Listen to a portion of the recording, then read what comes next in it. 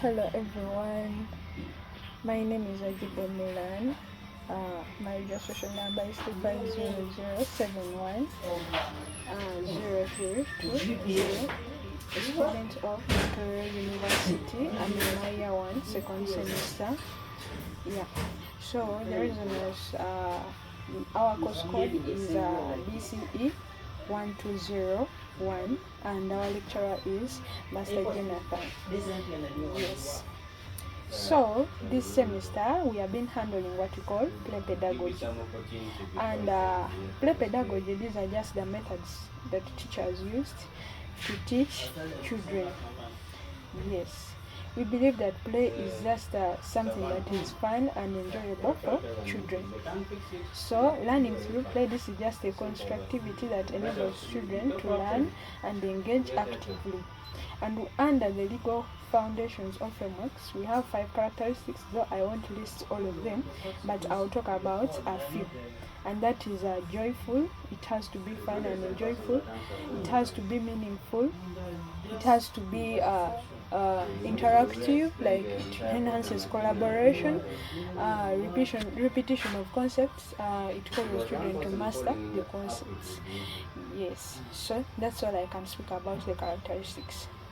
I'll talk about some of the groups that try to introduce us to some of the modern barriers of play. So play has limited space, overprotection from their parents. Some parents protect their children from playing because they believe it is harmful. High rates of advanced technology. Nowadays children are taken by the technology. Nowadays children are taken by the technology. Yeah. When we look at children's attitude, some children don't want to share with their colleagues. They want to play alone. Limited resources. Some children don't have the resources, most especially in the rural urban areas. Unstructured play. That was group 5 that talked about unstructured play. So this is play that has no structures. It has no dynamics. Yes. So it, like for example, rough and tumble, omweso, table games, they don't have structures.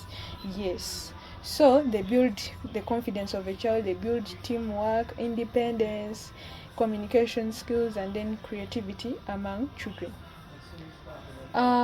Group 6 managed to come up with object play.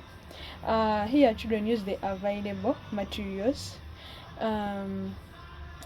They talked about physical play. Physical play, here we involve our bodies. Yes, how do we involve our bodies? Maybe a teacher can bring a song and he or she gives us illustrations. Maybe head, shoulders, knees and toes, knees and toes, knees and toes. So we are doing the physical part by lifting up our hands, touching our legs. Yes, so which will enhance our fine and gross motor skills. And then on the other hand, we are learning because we are touching our body parts. Yes, so as well, group 3 came up and talked about the role of structured learning in schools and the extracurricular programs.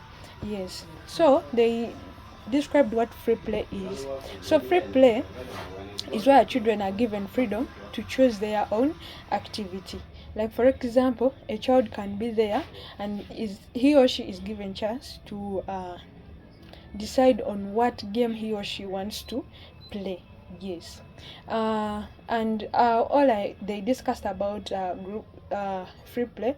Free play, it limits creativity in children because a child, maybe if that child says, okay, I'm going to play with my toys every day, the child will miss out some skills. Rather, if that child is with other children and they are doing a free play, maybe round ball, yes, of course that child will be learning.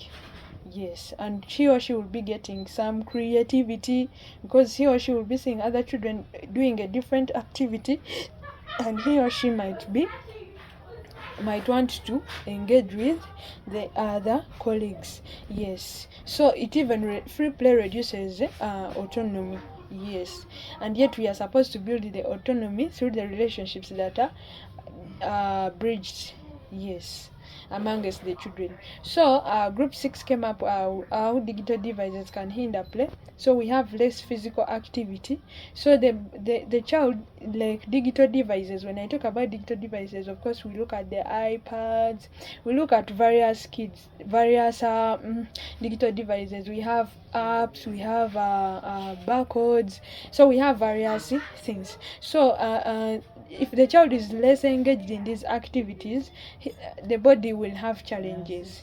Yes, maybe health complications, like for example the eyes, since they are always on the screen, they will be affected.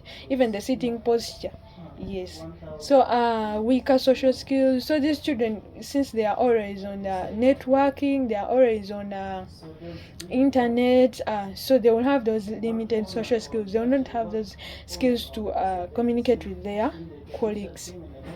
Reduced imaginative play. Of course, they can't draw imaginations because they are not used to these things.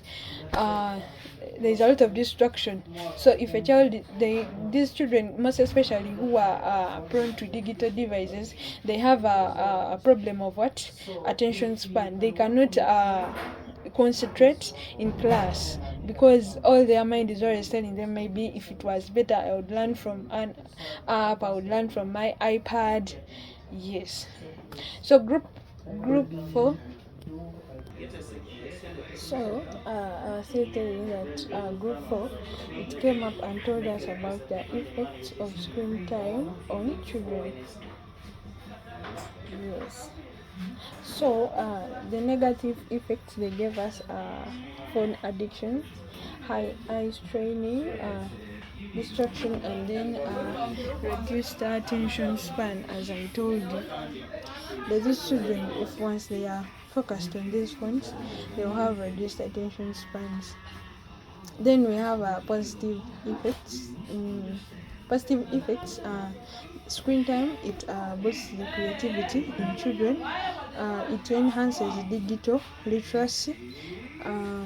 It aids personal learning.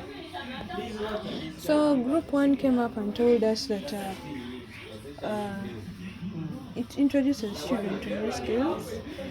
Unstructured play enables children to become problem solvers, because these are games they are just forming. Yes, they don't have any structure. So the unstructured play makes these children bold enough to solve problems, to become social and self-regulating. So group 7 comes and talks about games with rules. Here the teacher maybe can beat a bottle and children pick a specific number. They as well went about and talked about exercise play, i.e. Cones give bowlers exercise play. They went ahead and talked about exercise play, i.e. they brought cones and they jumped the cones, which shows that it makes people physically fit. So through running and shuffling, it makes people to be physically fit, most especially the athletes. Group 8 came up and talked about solitary play. Here we focus at looking at it, making a dice alone, and then parallel play, those are balls. Then they talked about storytelling. So that's all. So I am going to provide the various types of play. Maybe all I can talk about is the TPAC by Schulman, 1984, who talks about the different instructional materials that are used in the technological knowledge. Under the technological knowledge, we have what we call flashcards, where we use various things under the technological knowledge. Chalkboards. Yes, we use various things under the technological knowledge which enhance learning. Yes, so Schulman says that teachers are supposed to be with a variety of skills in order to impact these children with the TPAC. And as well, the TPAC talks about the content knowledge, and this is the actual knowledge that is forwarded to these younger children.